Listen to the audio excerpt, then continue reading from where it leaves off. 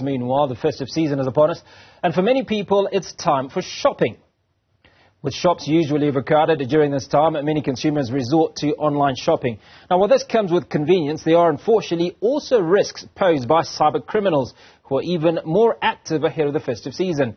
Now, to help us with tips of how not to fall prey, Tana Patsa, MVR Attorneys Associate, joins me in studio. Tana, appreciate your time. I suppose the first place for us to start is, what are some of the challenges that ordinarily would befall unsuspecting citizens? Well, Hugo, I think it's very important first to actually explain what, cyber crimes, what we are dealing with here. So we have these people who are, they have connection to the internet, they are using SMSs, they are communicating with, ordinary people, they are communicating with people. And basically, the end game is a financial gain. They're trying to get your money. Basically, that's what cybercrime is. That's what they're trying to do. In essence, that's what we need to understand. So who's most vulnerable? Because I'd imagine it's not every individual, it's those that are unsuspecting, which potentially could be everyone, I suppose. It could absolutely be everyone. It could be you and me here sitting in studio. It could be big corporate companies. These people, the criminals are it's very sophisticated, the crime, what they do. So basically, they would target someone who's in a desperate position, someone who's in a most vulnerable position. So we are looking at someone who's just matriculated, for example, and they've just finished their studies. They're looking for work, with unemployment rate so high in the country. They take advantage of that. They would send an SMS and you get a link. They say, click on this now. There's a job, For example, my brother also, encountered one of these situations where they said, bring your laptop, bring a cell phone, make sure you bring a laptop, a cell phone. I was like, this sounds suspicious. So you also need to be mindful. You need to look for these things that, when someone is saying, bring a laptop for a job interview, make sure that you have a cell phone. That's very suspicious. If I'm looking for a job, I'm unemployed. I don't have any income. Where am I getting this money from to buy a laptop? So these are the things that you need to be mindful of and be aware of. So they would target the most vulnerable people. Also, there's, social media, dating, and all of that, and people are desperate for love, so they would actually target those, and they say, I'm your potential husband, I want to marry you, I want to do right by you, and I want to do this. Next thing you're buying is a GTI, you're getting a loan. Yes. Let me ask you this. Now, how does one protect themselves from these criminals? How important is it to have conversations with people in your circle or people around you to bounce off, hey, I've got this job offer, or I've met this man, or I've met this woman online, this is what they're saying? Does that play a key part in potentially saving you heartbreak and lots of money? Definitely heartbreak. Definitely. We all try to find love at the end of the day. But you have got to be vigilant. The people you communicate with in your circle, you have got to make sure that you verify. If someone is saying, I need this, there is a competition, they ask for your personal details, those are crucial information. You can't just hand out your ID number, for example, your physical address, all of those information. This is crucial information. So you have got to be vigilant with each and every move that you make. You get an email, for example, they say, oh, congratulations, you've won 1,000 rand. You didn't enter a competition. You need to ask yourself these questions. So I always say for employers, the onus is actually on them to make sure that there is cyber training. They make sure that their staff members are fully trained, they are well equipped, they know. Because, it's very easy to spot these things. You see, they will send an email and then there are like grammatical errors, spelling mistakes. You know that, if you get an email. But the assumption is that you can spell.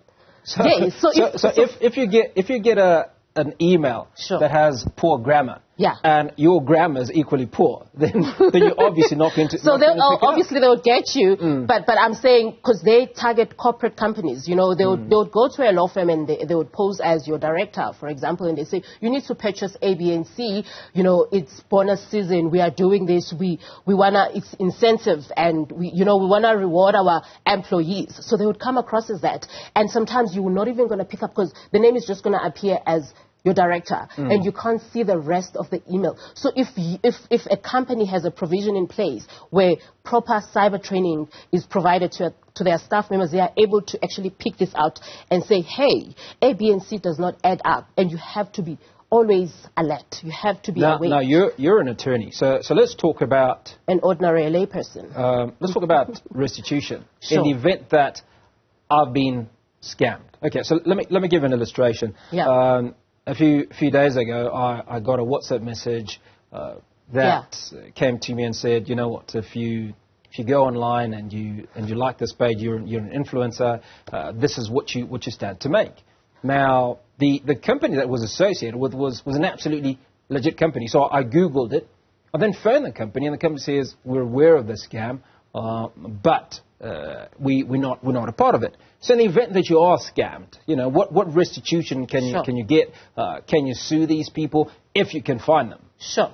So there are legal steps that you can take, Hugo, but also it's very tricky, like you're saying, that if, you know, they're posing as this company, and then the company can actually prove that, you know, we don't have anything to do with this.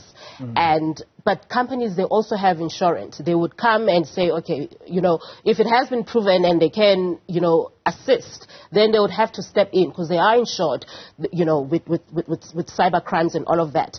But if you get scammed by someone that you know, for example, like a family member, a colleague, or, for example, they say, hey, I can assist you to invest your provident fund. Maybe, you know, give me a certain amount, and over a period of, you know, 6 months, 3 months, I can actually help you, you know, grow that amount and what's not. There are legal steps that you can take. For example, you're going to have to try, if you have their physical address, you've got, you know where they work and all of that. So you can obviously try to get like a default judgment against that person and make sure that they are actually blocked.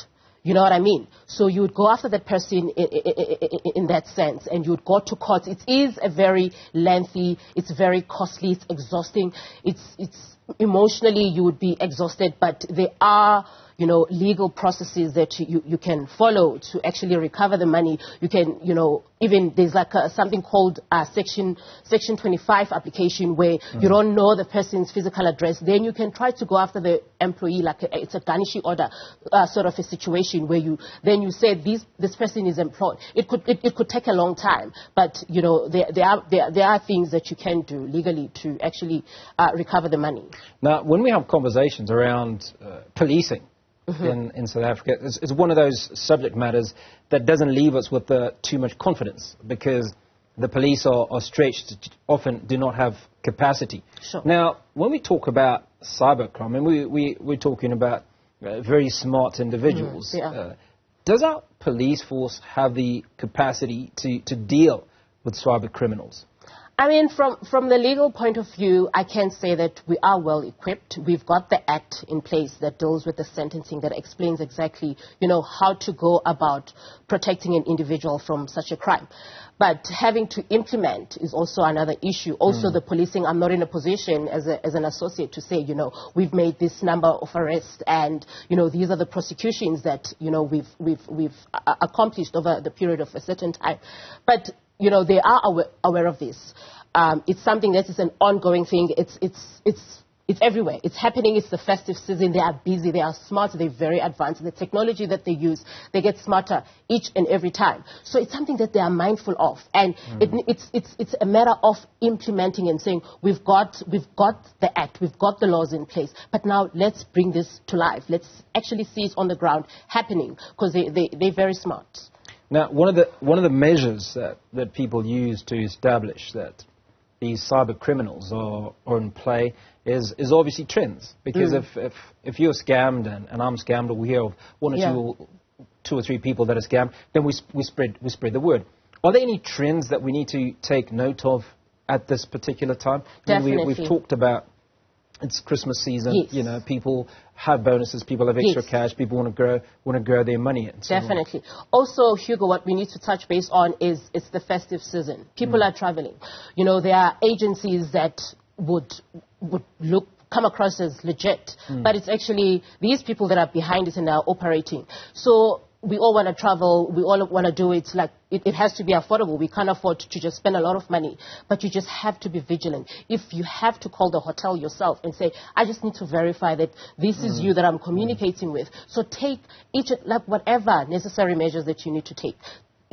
Be vigilant. Call those people and say, I've seen this advert. This is what's been happening. But obviously, if someone is going to send you an SMS and say, you know, you've won, and something that you didn't enter, and then you're wondering that, did I, at some point in my life, don't. Or Uncle Jabu left you R500,000. No, don't. Don't even question it. You know, don't click on those links.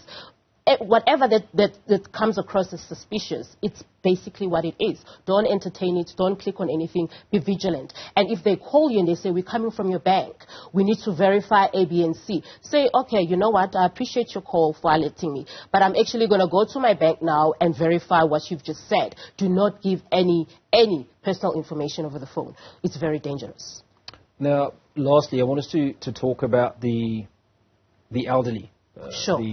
The widows and the vulnerable, because sometimes it's issues around emotion. There's an emotional blackmail of sorts, if you will, where they emotionally take advantage of some of these individuals. What can we do to safeguard the interests of our gogos, of our mothers, and so on, where cybercrime is concerned? I think where we can start with them is not to give them smartphones, especially if you know that, you have your grandmother, they live by themselves. But they want to video call their grandkids. They want to video call, sure, but they're going to be they're going to be curious, and they're going to see the link. Just try to minimize whatever measures that you can put in place. Try to minimize and tell them that, if you get an email like this, go to the bank. Call me first. It's always important that when you get something that's suspicious, you call the person, you've asked for this amount of money. Is this you? Can we verify this? Always call the person first before you do anything. I think that will save you. Do you have any ideas on successful prosecutions around cyber criminals in South Africa? Not per se, but we've in the industry, in the legal fraternity, we've dealt with a number of them, where a client will be making a payment, and somehow, as you're sending your trust account as the attorneys, it gets lost in the air somehow. That's how smart these people are. So we have case law where these things has happened in our legal practice, but it's hard to get them because they keep getting smarter and smarter each time. You just have to be vigilant. And obviously, as the plaintiff, if I'm the client, you're representing me, and then you've lost 2 million rand, I'm doing a transaction with your firm, I'm going to come after you as the firm. So that's where we are right now. So we are also not at that stage where we are that equipped to actually deal with a number of things that come around, this problem. But we are getting there, because we do have an act which was passed in 2021, and we are trying to address it. But it's an ongoing thing. Tana, appreciate your time. Thanks so much for coming onto the show. Thank you, Hugo. Tana Patsa, MVR Attorneys Associate, speaking to us around cyber crime, particularly ahead of the festive season.